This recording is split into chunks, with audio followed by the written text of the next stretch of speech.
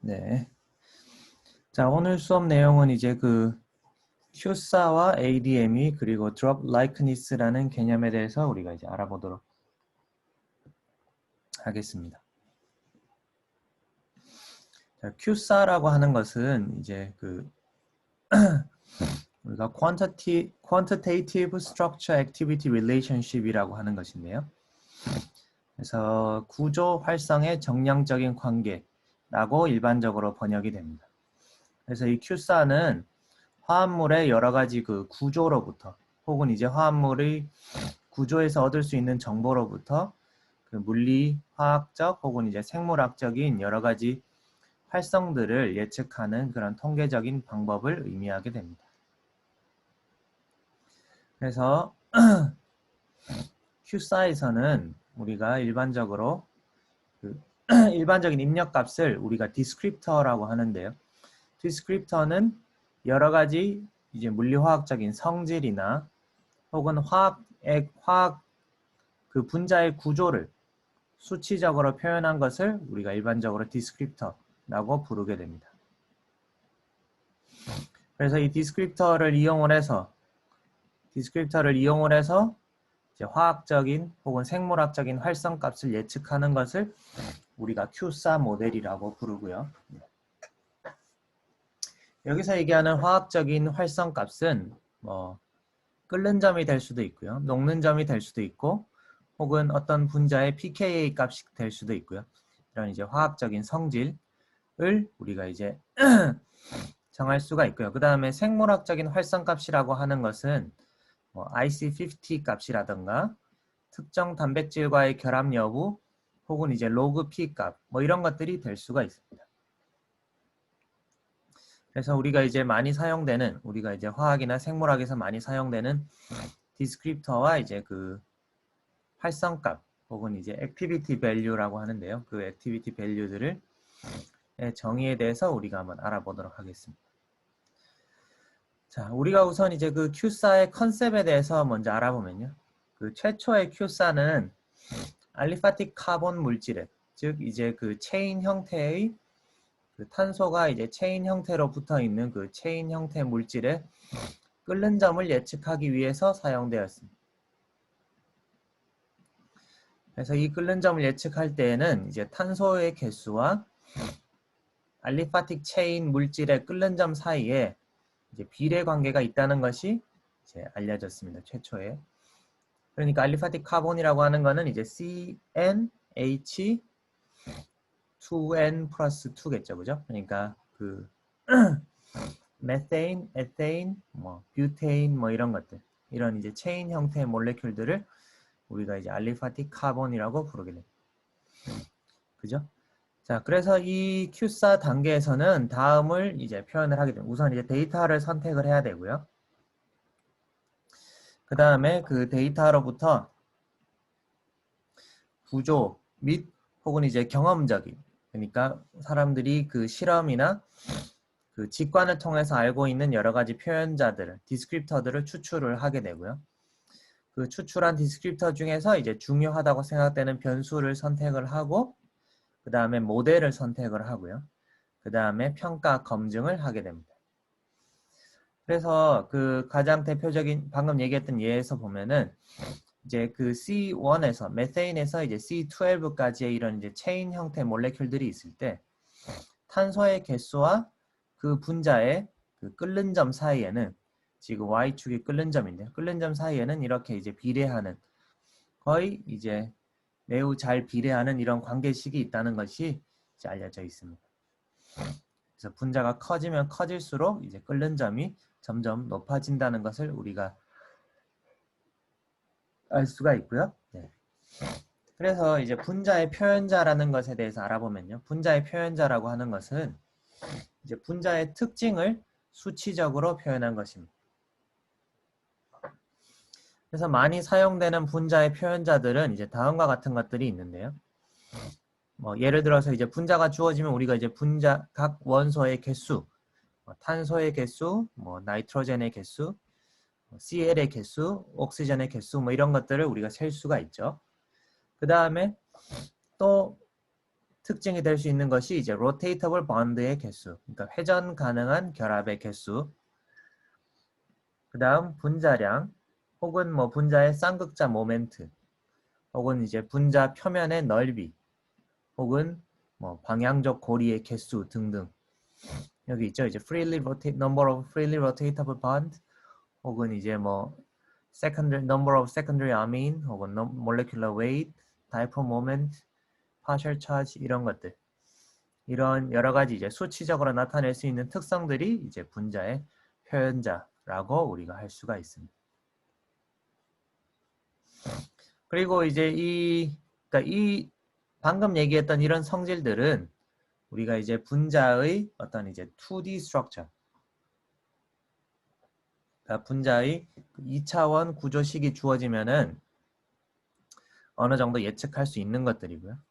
그 다음에 3D Q사라고 하는 것들은 이제 우리가 3차원 Q사, 분자의 3차원 구조로부터 이제 계산할 수 있는 값, 계산할 수 있는 어떤 성질을 이용을 해서 분자의 성질을 예측하는 그런 방법입니다. 그래서 일반적으로 이제 분자의 3차원 성질, 3차원으로부터 알아낼 수 있는 성질은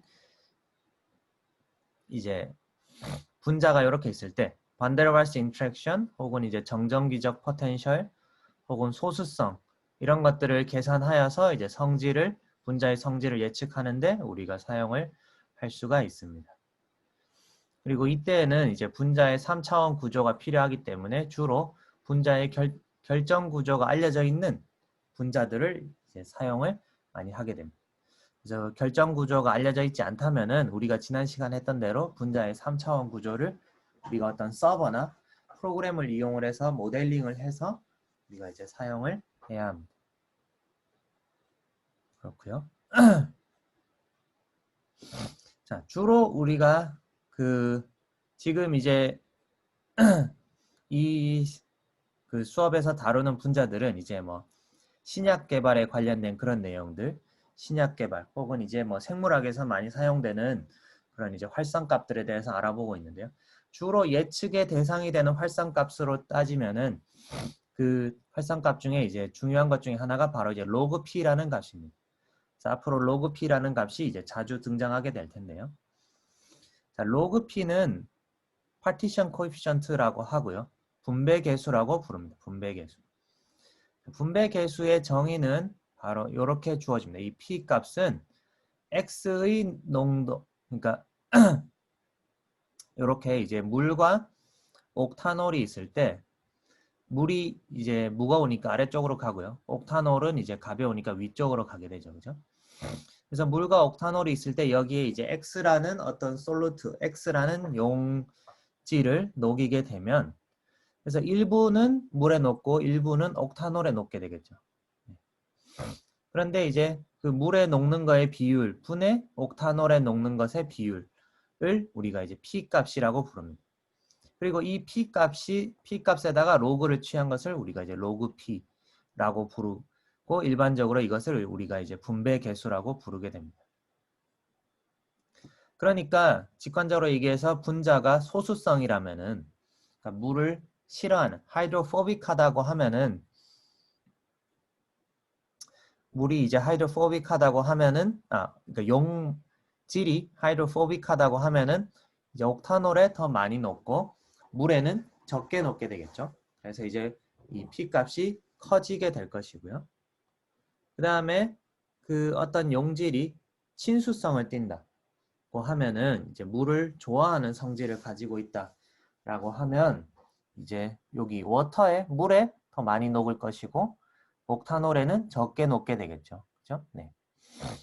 그래서 이 로그 P 값은 바로 이 분자의 소수성과 친수성, 하이드로필리시티, 하이드로포비시티를 나타내는 이제 중요한 척도가 됩니다. 중요한 척도가 되고요. 그래서 이 로그 P 값은 또 이제 drug permeability, 그러니까 약이 그 세포막을 투과하는 데 있어서 이제 굉장히 중요한 성질이 되게 됩니다. 그러니까 세포막을 이제 투과하는 이제 permeability가 이제 왜 중요한지 좀 살펴보면요. 우리가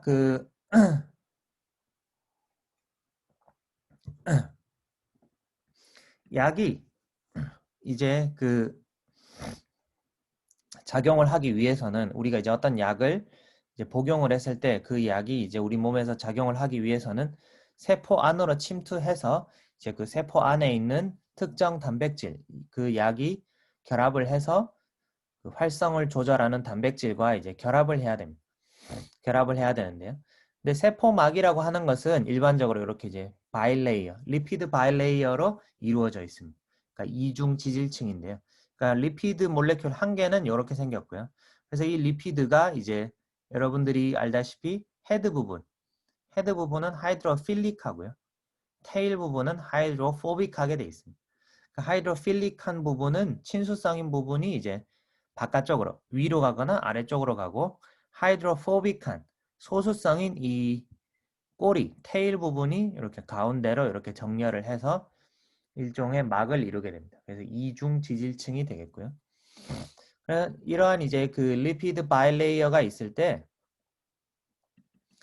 이제 그 성질을 보면은 결국 헤드 부분은 하이드로필릭하기 때문에 그러니까 물을 좋아하는 약간 폴라한 그런 상태이기 때문에 차지가 있는 상태이기 때문에 그 물 쪽으로 이제 나와 있고요. 근데 이 테일 부분은 길다란 알리파틱 체인을 이루고 있기 때문에 이 가운데 부분, 그러니까 리피드 바이레이어에서 이 가운데 부분은 상당히 하이드로포빅하게 됩니다. 그러니까 약이 세포 안으로 이렇게 잘 전달되기 위해서는 너무 하이드로필릭해서도 안 되고 너무 하이드로포빅해서도 안 됩니다. 그러니까 약이 어떤 분자가 너무 하이드로포빅하다고 하면은 그 처음부터 우리가 이제 복용을 했을 때 물에 잘 녹지 않기 때문에 그냥 그 약이 어떤 그 덩어리 형태로 그대로 이제 붙어 있게 되겠죠. 네. 그래서 아예 이제 혈액상에 녹지 않기 때문에 이제 흡수가 힘들고요.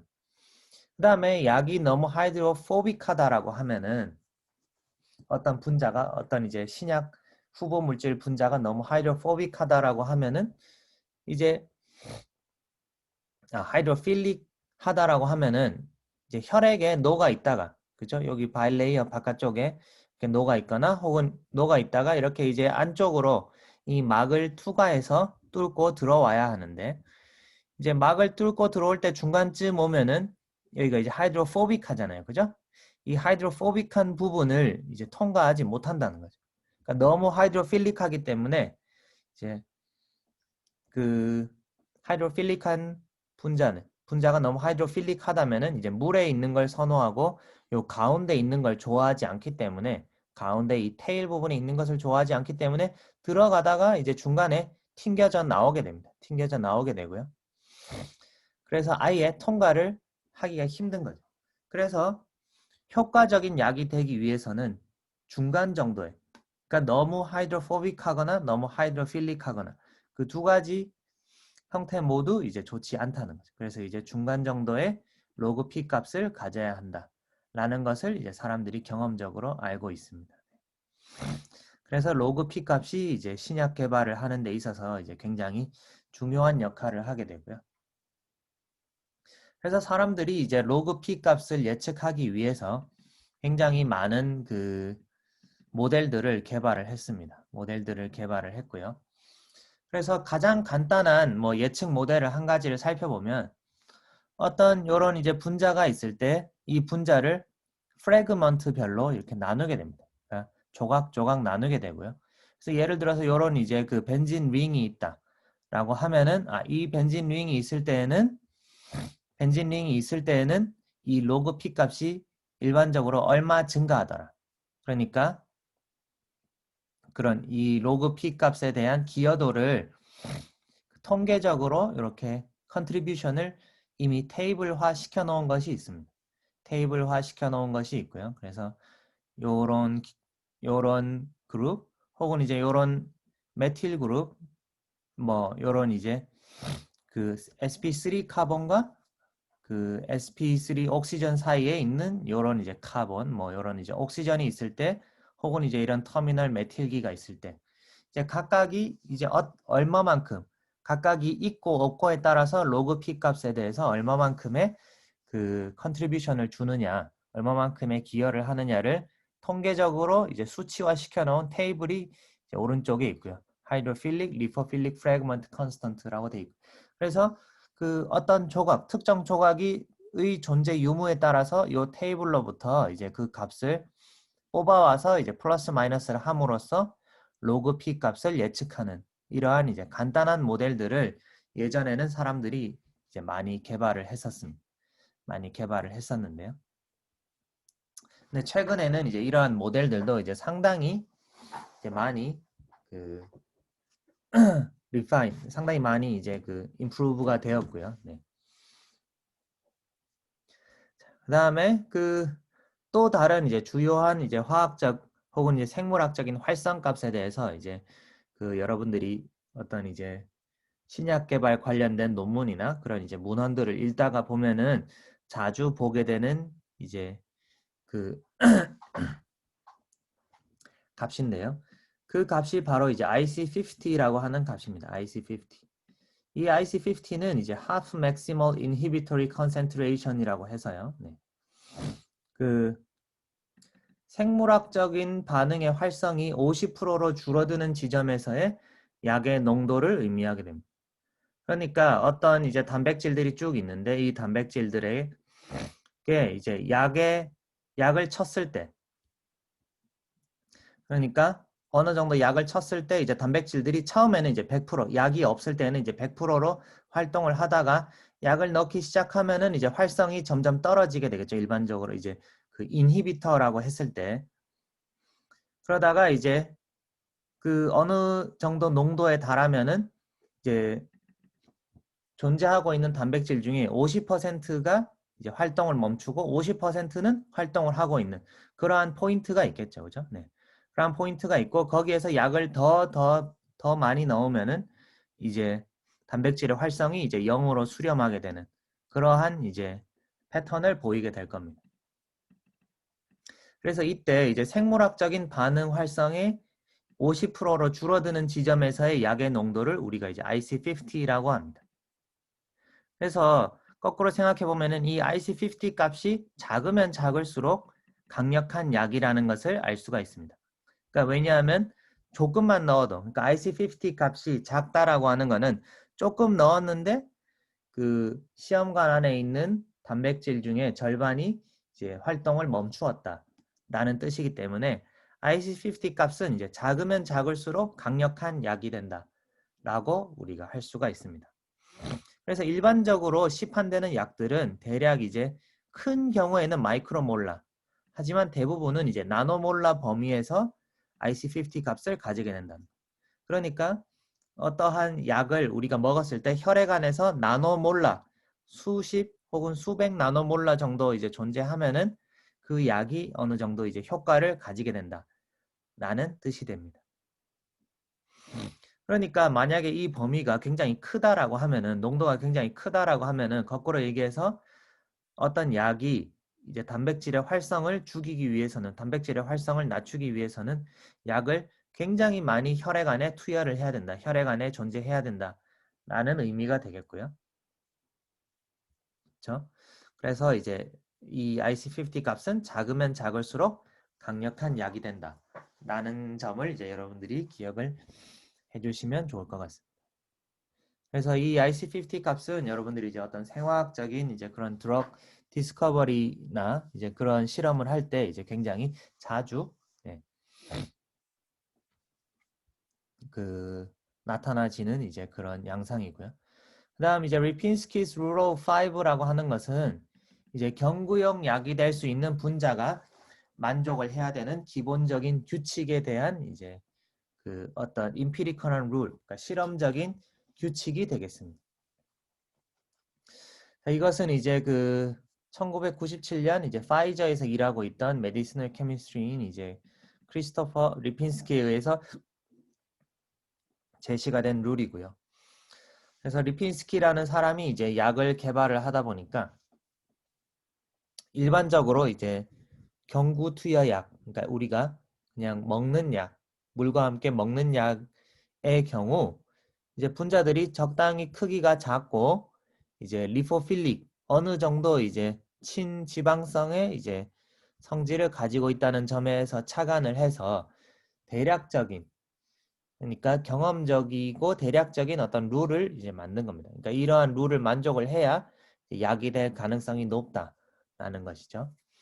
그래서 리핀스키's Rule of Five의 내용을 보면은 이제 수소 결합 주계가 5개 이하여야 되고요. 하이드로젠 본드 도너가 5개 이하여야. 그러니까 하이드로젠 본드 도너라고 하는 것은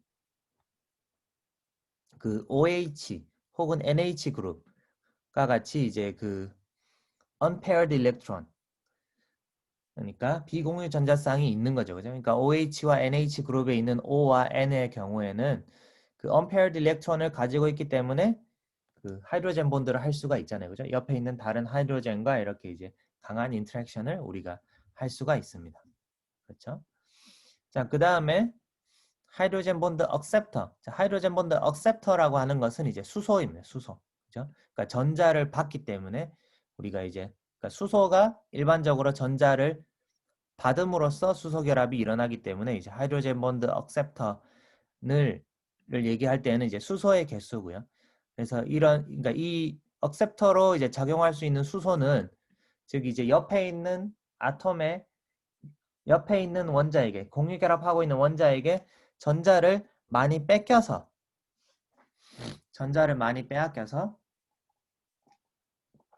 그 굉장히 이제 포지티브 차지를 띠고 있는 경우가 되겠죠. 그죠? 그래서 이러한 경우에 이제 이러한 성질을 띠고 있는 수소가 이제 10개 이하일 때 10개 이하여야 된다라는 것이고요. 그 다음에 분자량이 500달톤 이하여야 된다. 너무 크면은 이제 여러 가지로 분자가 세포 안으로 흡수되는데 이제 불리한 점이 있기 때문에 네, 분자량이 500달톤 이하여야 되고요. 그 다음에 로그 P 값이 5 이하여야 된다. 아까 얘기했지만은 로그 P 값이 크면 클수록 소수성이고 작으면 작을수록 로그 값이기 때문에 마이너스도 될 수가 있습니다. 그죠? 네. 그러니까 분모가 더 크면은 이 P 값이 1보다 작을 것이고요. 1보다 작으면은 그냥 로그 10을 취했을 때는 이제 마이너스가 되겠죠. 네.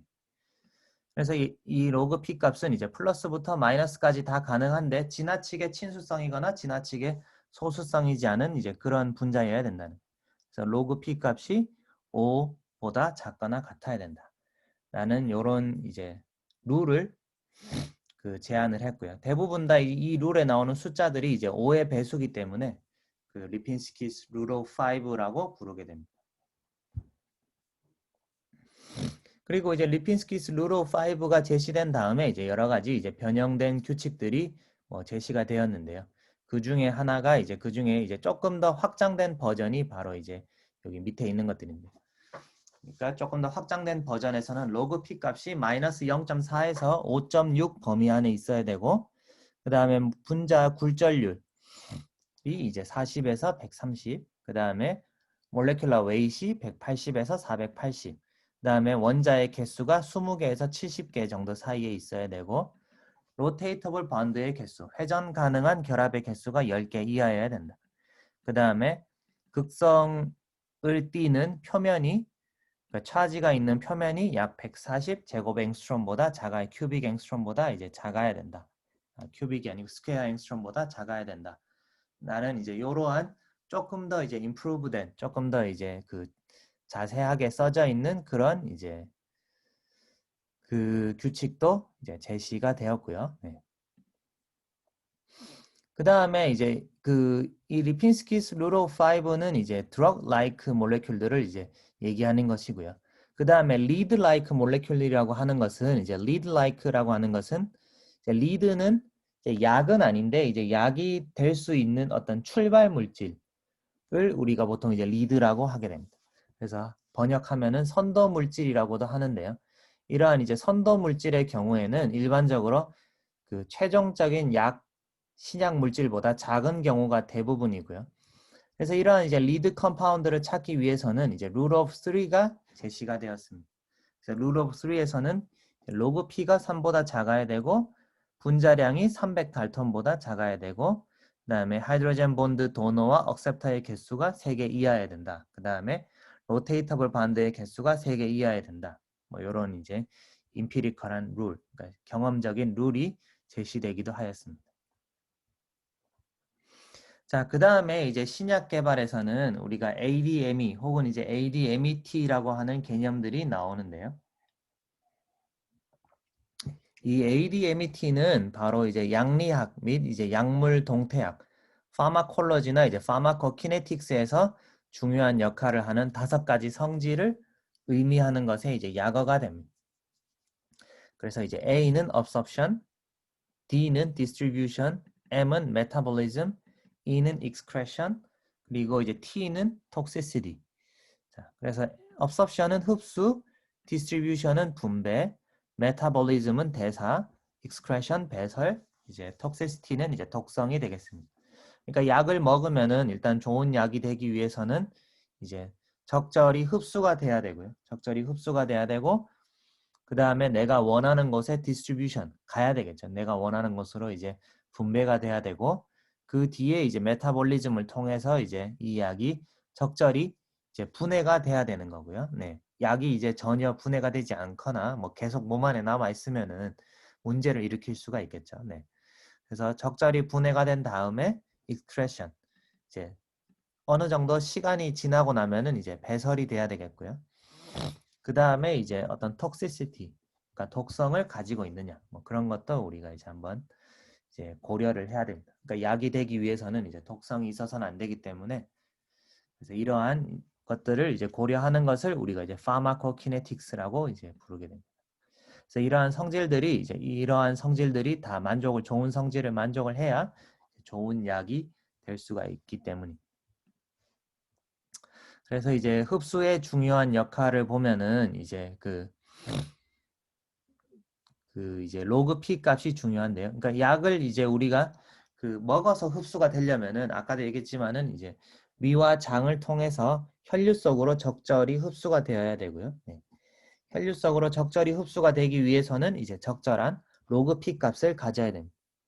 그러니까 적절한 로그 P 값을 가지지 않으면은 이제 먹어서는 흡수가 잘 되지 않기 때문에 그러니까 너무 소수성이거나 하면은 먹어서는 세포막을 통과할 수 없기 때문에 그냥 바로 배출이 되겠죠.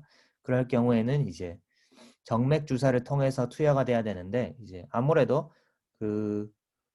많이 팔리는 약이 되기 위해서는 주사로 넣는 것보다는 우리가 이제 먹을 수 있는 약이 되는 게 훨씬 더 여러 가지 면에서 유리하겠죠. 네.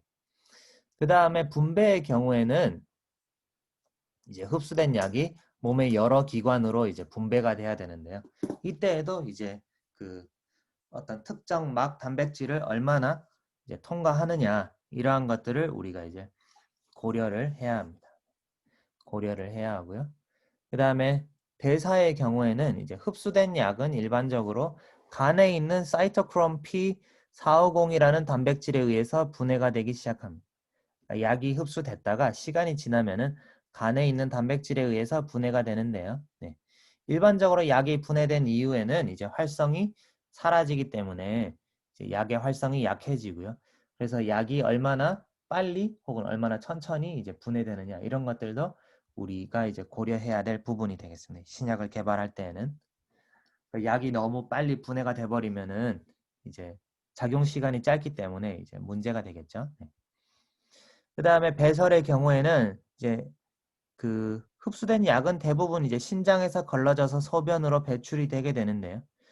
이제 혹은 이제 대변으로 배출되는 물질들은 이제 간에서 소화가 돼서 이제 소화기관을 거쳐서 이제 배출이 됩니다. 근데 이제 이러한 물질들이 제대로 배설이 되지 않고 몸 안에 쌓이게 되면은 대체로 이제 부작용을 일으키게 되겠죠. 그래서 약이 이제 반감기라고 하죠. 그러니까 이제 먹었을 때 최대의 피크를 찍었다가 이제 절반 정도 이제 몸 안에 남아 있는 먹은 약의 이제 절반 정도 몸 안에 남아 있는 시간을 우리가 이제 반감기라고 하는데 그 반감기가 이제 어느 정도 되느냐 이런 것들을 우리가 이제 고려를 해서 이제 그러한 성질들이 우리가 원하는 만큼의 성질을 가지도록 이렇게 이제 신약을 만들 때 이제 고려를 해야 한다 이런 것입니다. 그래서 이제 이러한 기본 어떤 이제 개념을 바탕으로 해서요. 우리가 RD킷을 이용을 해서 이러한 성질들을 계산하는 방법을 우리가 이제 한번 살펴보겠습니다. 그래서 이제 이러한 그 성질들을 이제 계산하는 방법을 살펴보면요. 네. 우리가 이제 일단 RD킷을 우리가 이제 한번 주피터 노트북을 여러분들이 이제 켜주시기를 바랍니다. 네. 주피터 노트북을 켜시면요. 네. 지금 화면 공유를 제가 잠깐 바꿀게요. 네. 그러면은 근데 지금 이제 11시 2분이니까 우리 잠깐 한 3분 정도만 쉬었다가 3분 정도만 쉬었다가 이제 주피터 노트북으로 실제 실습하는 것으로 우리가 이제 잠깐 넘어오도록 하겠습니다. 잠깐만 쉬었다가 갈게요.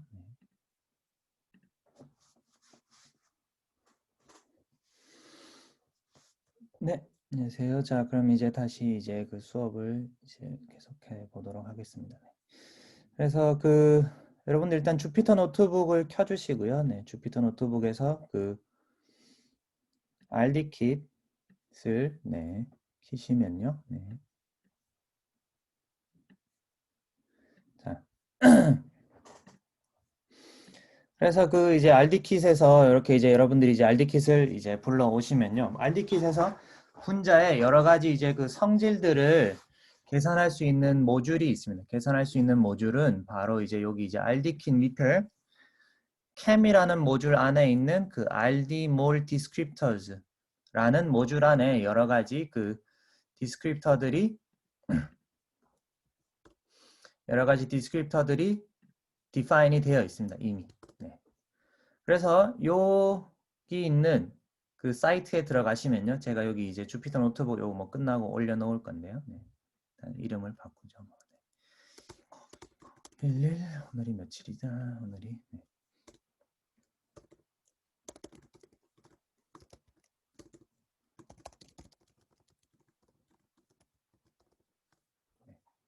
RD킷의 이제 디스크립터들을 이제 사용을 하기 위해서는 일단 이 rdkit.cam 밑에 있는 rdmol descriptor라는 모듈을 여러분들이 이제 불러오시고요.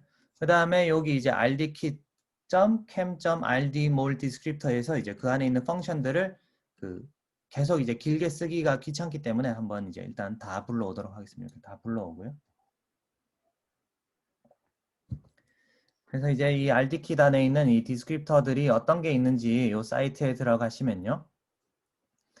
여기 이제 레퍼런스에 들어가시면 여기 이제 여러 가지 굉장히 많은 함수들이 여기 define이 되어 있습니다. 이렇게 define이 되어 있고요.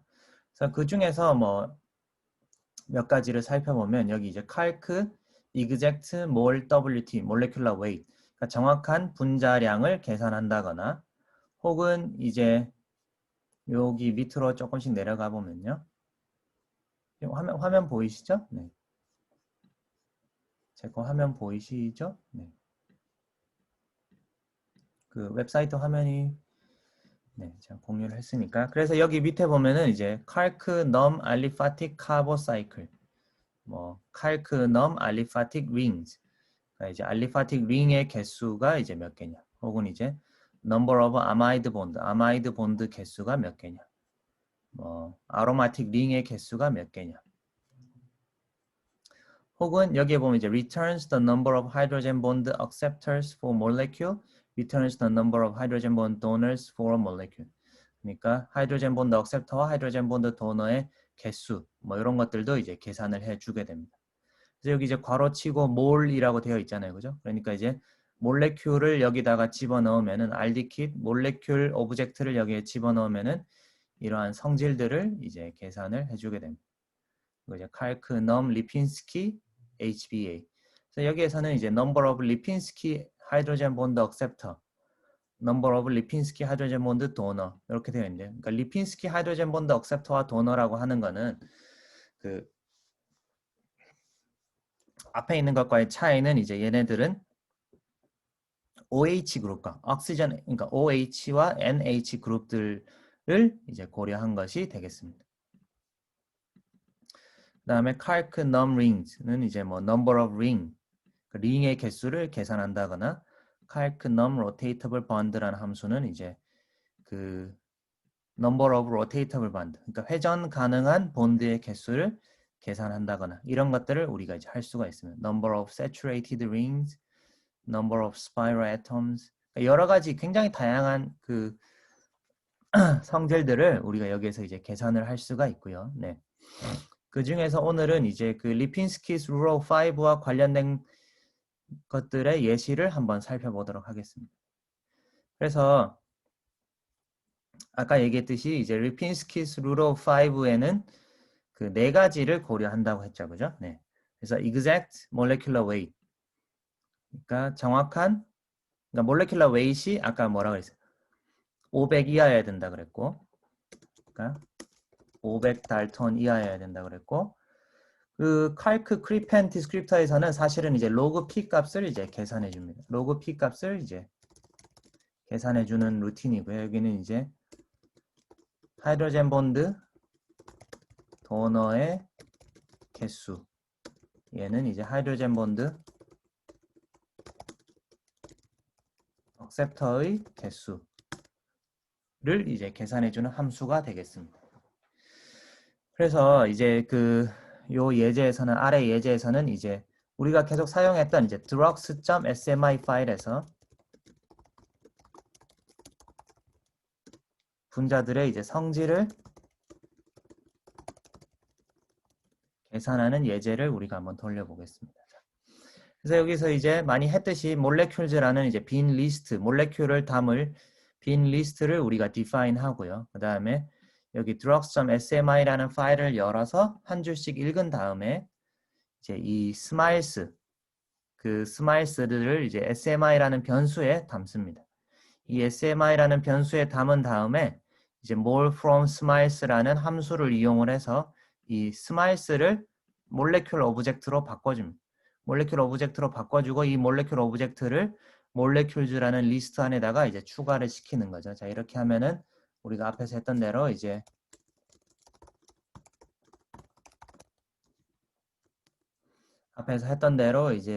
스마일스로부터 분자를 읽어서 이제 몰레큘 형태로 우리가 쭉 다 바꿨죠. 그죠? 네. 그러면은 우리가 예시로, 이그젬플로 여기에서 이제 그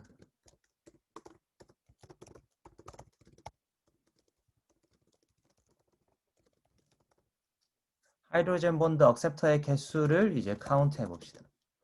자, 그러면은 HBA values라는 이제 빈 리스트가 있고요, 여기. 그럼 이제 몰레큘에 대해서 이렇게 이제 그 포문을 쭉 돌린 다음에 칼크넘 리핀스키 HBA, 아까 얘기했던 그 칼크넘 리핀스키 HBA라는 함수를 사용을 하는 거죠. 근데 이 함수를 지금 여기서 다이렉트하게 사용할 수 있는 이유는 우리가 여기 앞에서, 그죠? 네, 여기 이제 그 RD몰 디스크립터즈 안에 있는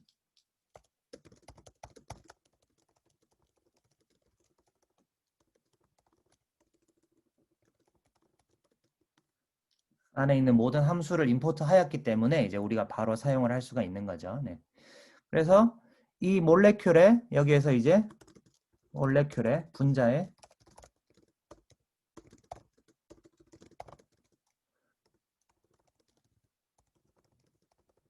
하이드로젠 본드 억셉터 개수를 이제 계산해 줍니다. RD킷이. 그래서 그 숫자를 HBA라는 변수에 일단 할당을 하고요. 그다음에 이 HBA라는 변수를 이제 HBA values라는 리스트에다가 쭉 집어넣습니다. 그래서 이렇게 이제 돌리면은, 그래서 HBA values라는 리스트를 우리가 출력을 해보면은, 제가 일단은 아까 돌려본 거는 출력을 한 거죠. 그러면은 이제 분자가 이제 첫 번째 분자는 하이드로젠 본드 억셉터가 4개, 두 번째 분자는 2개, 세 번째 분자는 3개, 네 번째 분자는 2개, 이런 식으로 이제 쭉 개수들을 우리가 계산을 해서 얘가 이제 리스트를 가지고 있는 겁니다. 그러니까 이 리스트의 길이는 결국 이제 725개가 되겠죠. 그죠? 그러면은 우리가 이 리스트로부터 실제로 이 분자가, 그러니까 이 리스트가 이제 정말로 리핀스키스 룰 오브 5에 맞는지, 리핀스키스 룰 오브 5에 따르면은 요 이제 그 로그 P 값이 그러니까 로그 P 값은 5보다 작거나 같아야 되고, 아까 얘기했던 대로 억셉터의 개수는 10보다 작거나 같아야 되고, 도너의 개수는 5보다 작거나 같아야 된다. 이렇게 얘기했었죠. 그죠? 네. 그래서 정말로 이제 10보다 작거나 같은 것들이 대부분인지 아닌지를 알기 위해서는 우리가 이제 히스토그램을 그려봐야 됩니다. 히스토그램. 그죠? 히스토그램은 여러분들이 이제 다 배웠다시피 이제 어떤 특정 조건에 있는 데이터의 개수를 이제 그림을 우리가 히스토그램이라고 하죠. 네. 그래서 히스토그램을 그려보기 위해서는 우리가 이제 matplotlib라고 하는 라이브러리를 우리가 불러와야 됩니다. 그래서 우선 이제 import matplotlib를 하고요. 네. 근데 이제 만약에 여러분들 주피터 노트북에 이 matplotlib가 안 깔려 있으면은 그 rdkit을 깔았던 거랑 비슷하게 이제 rdkit 안에서 요 명령을 실행을 시키시거나 혹은 터미널에서 그러니까 이제 그 터미널에서 그 뭐냐 conda install -c conda forge 한 다음에 matplotlib 라는 이제 그 명령어를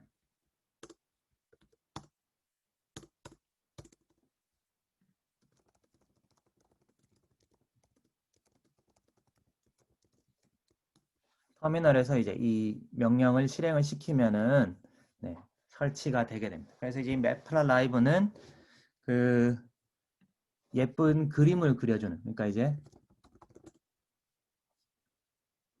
matplotlib는 이제 이러한 이제 그 도표들을 그러니까 플랫 피겨를 그려주는 그 라이브러리가 되겠습니다.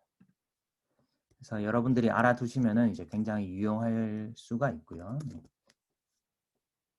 그래서 앞으로 종종 우리가 이제 어떤 데이터를 이제 비주얼라이즈, 데이터를 시각화하기 위해서 이 matplotlib를 이제 자주 사용을 하게 될 겁니다. 일단은 이제 저는 깔려 있기 때문에 이제 이 matplotlib를 일단은 불러왔고요. 그러니까 깔려 있지 않은 학생들은 지금 까셔도 되고 아니면 수업 끝나고 한번 깔아 보세요. 네. 한번 꼭 이제 까시는 거를 이제 앞으로 여러 가지 뭐 프로젝트나 이제 그 기말고사를 위해서 이제 필요하니까 네, 꼭 깔아 보시길 바라고요. 그 다음에 그 matplotlib 안에 있는 이제 그 pyplot이라는 그 서브 모듈이 이제 대부분의 그 그림을 그리는 것을 담당을 하고 있습니다. 그래서 이제 matplotlib.pyplot as plt 이렇게 하면 이제 이 matplotlib.pyplot이라는 모듈을 우리가 이제 plt라는 이름으로 이렇게 불러오게 되고요. 그래서 히스토그램을 그리게 됩니다. 그래서 우리가 방금 얻은 이제 그 하이드로젠 본드 억셉터의 분포를 이제 히스토그램을 그리는데 이 히스토그램을 그리는 함수는 바로 이 matplotlib 안에 있는 hist라는 함수를 사용을 하게 됩니다. 그래서 그 hist의 이제 그 레퍼런스는 matplotlib hist 찾으면은 여기 이제 설명이 자세히 나와 있고요.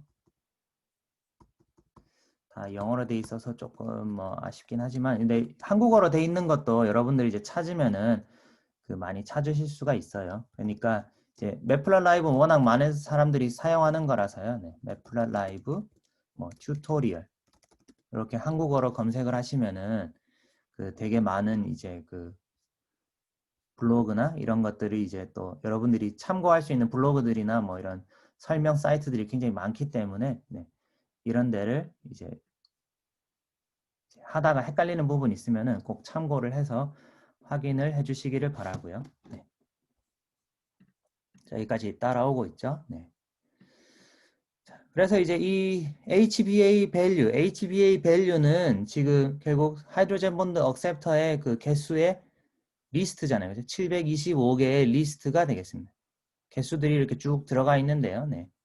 이 리스트를 우리가 이제 plt.hist matplotlib 그 pyplot.hist라는 함수에다가 집어넣으면은 얘가 자동으로 이제 이 숫자들의 분포의 히스토그램을 그려주게 됩니다. 자, 분포를 보면은 여기에서 이제 x축이 바로 이제 그 값이고요. 그러니까 y축이 바로 frequency. 그러니까 그 빈도가 되겠죠. 그러니까 x축이 이거의 값 뭐겠어요? 하이드로젠 수소 결합 받계의 개수가 되겠죠. 그죠? 수소 결합 받계의 개수가 되고요. 그다음에 y축이 그 빈도. 그러니까 수소 결합 개수 밖개의 개수가 0에서 2인 것들, 0개에서 2인 것들의 개수가 이제 이 정도 되고 2에서 4인 거의 개수가 이 정도 되고 4에서 6인 거의 개수가 이 정도 된다라는 거죠. 그래서 그 히스트 이 함수를 실행을 시키면은 얘가 이제 리턴하는 값이 바로 이제 29, 167, 237, 164, 86, 21, 12 이렇게 이제 빈도를 출력하게 됩니다. 그러니까 맨 처음에 얘가 이제 리턴하는 값은 맨 처음에는 이제 빈도, 사실은 이제 얘가 출력하는 거를 보면은 이제 frequency와 빈과 그 오브젝트, 그러니까 플랫 오브젝트를 이제 리턴을 하게 되는데요. 그러니까 이게 무슨 말이냐 하면, 그러니까 여기에다가 하나를 더 집어넣으면은, 네. 프리퀀시를 출력하면은, 그러니까 이제 맨 처음에 있는 요 막대 그래프의 프리퀀시가 29, 167, 237, 164, 86, 21, 12 이렇게 된다라는 것이고요. 그 다음에 자, 빈즈를 출력을 하게 되면은 0, 2, 4, 6, 8, 10. 그러니까 x축의 그 뭐냐? width, x축의 그 범위를 얘기하는 0에서 2, 2에서 4, 4에서 6, 6에서 8 이렇게 이제 얘기를 하게 됩니다. 자, 그러니까 결국에는 얘는 이제 10개의 구간으로 나눠서 이제 각각의 구간에 몇 개씩 데이터 포인트가 있느냐. 이렇게 이제 히스토그램으로 나타낸 것이고요. 자, 그런데 이제 이거를 내가 조금 더 촘촘하게 나타내고 싶다. 촘촘하게 나타내고 싶다고 하면은 이제 그 아까 얘기했던 여기에다가 집어넣어야 되겠네요. 촘촘하게 나타내고 싶다고 하면은 이제 그 빈즈라는 옵션을 우리가 사용을 하면 됩니다. 빈즈. plt.hist 빈즈라고 하면은 요걸 이제 20개의 구간으로 나누겠다라는 뜻이 됩니다. 20개의 구간으로. 20개의 구간으로 나누면은 결국에는 우리가 이제 최소값 0에서 최대값 20까지를 지금 했는데 이제 1단위로 쭉 이렇게 이제 자르겠다는 거죠. 1단위로 자르겠다는 거고 이제 그러니까 0에서 1에 해당하는 거가 2개 있고 1에서 2에 해당하는 거가 27개.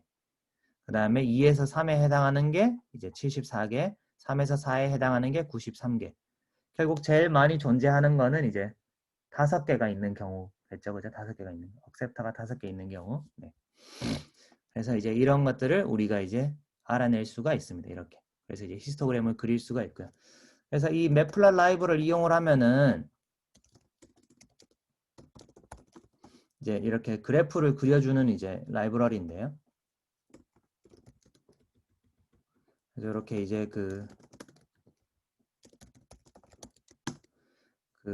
웁스.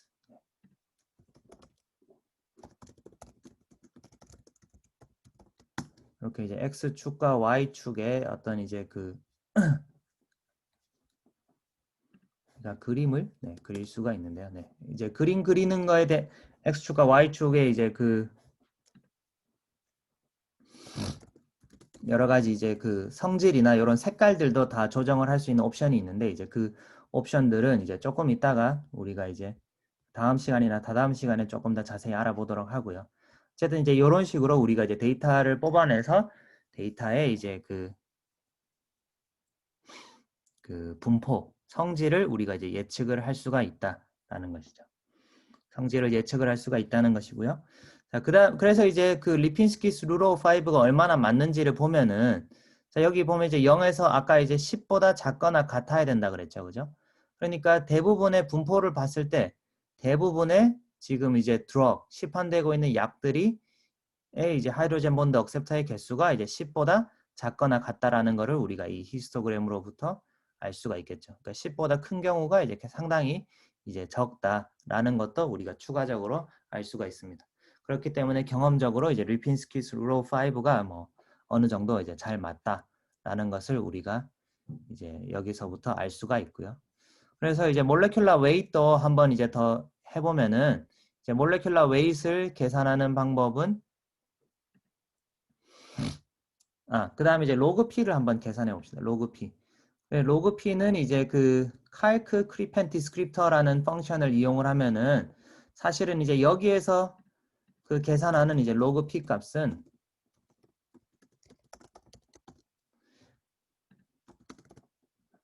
그 여기에서 보면은 calc, 크리펜, 디스크립터라고 하는데요. 자, 여기에서는 이제 로그 p 값과 그 MR 값, molecular refractivity, 그 스펙트로스 그 분광학에서 이제 관련 있는 양이죠. 이제 그 로그 p 값과 이제 그 MR 값을 예측한 값을 얘가 이제 리턴을 하게 됩니다. 그러니까 요거는 이제 로그 p를 이제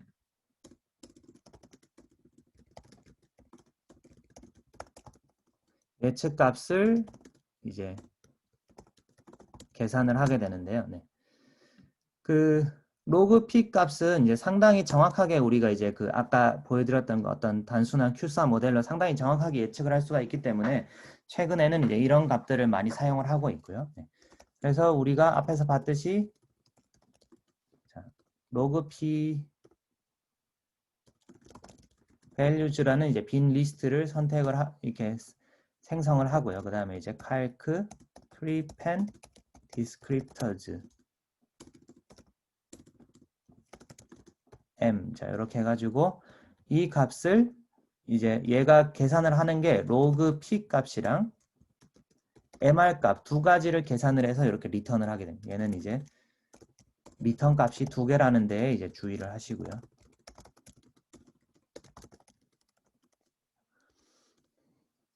이렇게 리턴 값이 두 개고 우리는 그 중에서 이제 로그 p 값을 저장을 할 겁니다.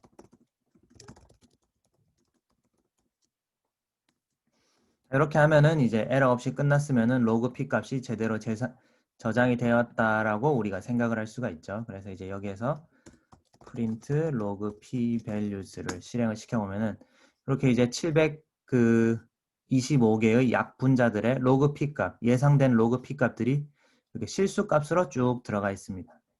여기 뒤에 이제 0000007 뭐 이런 것들은 이제 약간 수치적인 그 뉴메리컬 오류, 수치적인 오류 때문에 이제 붙는 값인데요. 그러니까 3.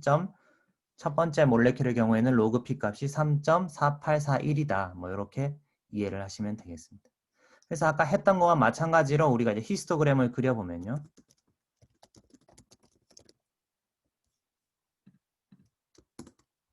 히스토그램을 그려보면은 plt.hist log p values 얘를 돌리면은 지금 히스토그램이 이렇게 나왔는데 지금 이 히스토그램을 봤을 때는 지금 얘가 이제 마이너스 10에서 50까지인데 중간에 너무 이렇게 이제 비어 있잖아요. 그죠?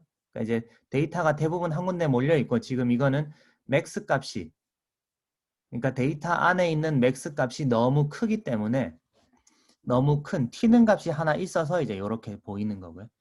그러니까 우리가 지금 이렇게 한 군데에 너무 몰려 있으면은 그죠? 661개의 데이터가 한 요 빈 사이에 사실은 이제 마이너스 0.2와 6 사이에 몰려 있다는 거기 때문에 이렇게 되면은 별로 이제 효율적이지 않죠. 우리가 정보를 뽑아내기 좋지 않기 때문에 빈즈 해서 값을 여기에서 우리가 이제 한 50을 줘봅시다. 조금 더 이제 잘게 쪼개도록 이렇게 해서 우리가 그림을 그리면은 이렇게 이제 그 조금 더 이제 잘게 쪼개졌는데요. 그래도 여전히 이제 지금 대부분의 경우에는 중간 값이 다 빵이잖아요. 그죠? 네, 빵이고 맨 마지막에 55에 해당하는 게 하나 있단 말이에요. 그래서 우리는 이거를 이제 특이 값이라고 생각하고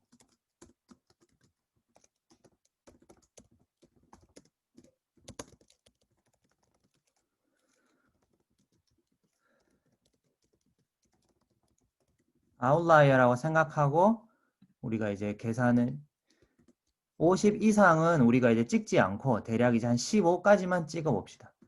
그러면은 이제 그 레인지를 우리가 이제 히스토그램에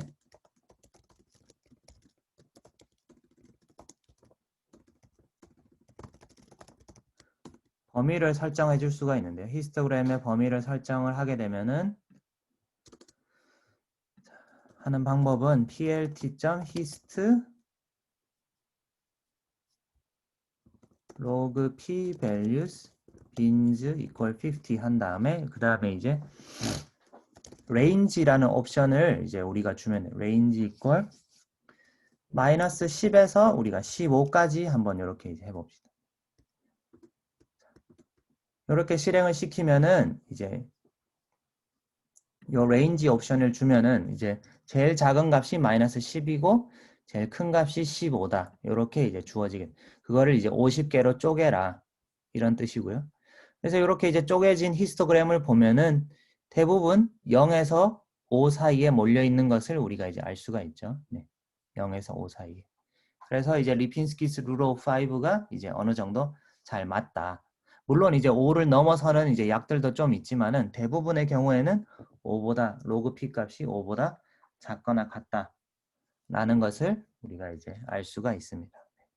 그래서 이 히스토그램으로부터 이제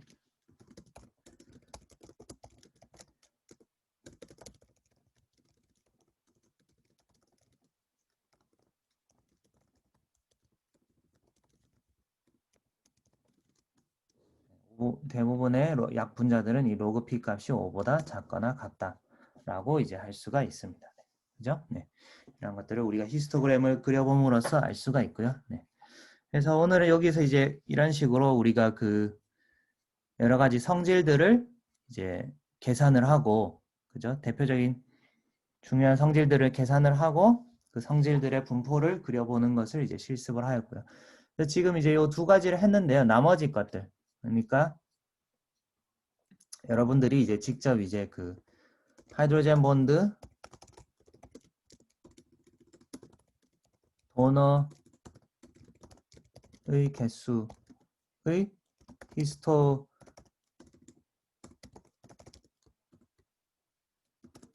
그리거나 아니면은 이제 그 분자량의 히스토그램을 그리는 것도 한번 실습을 해보시기를 바랍니다. 바라고요. 네. 그래서 오늘은 이제 뭐 실습까지 해서 이제 요 정도 내용을 하면 될 것 같고요. 이제 나머지 두 개는 이제 여러분들이 직접 한번 실습을 해보시기를 바라고요. 네. 혹시 질문 있나요? 오늘 수업 내용에 대해서? 네.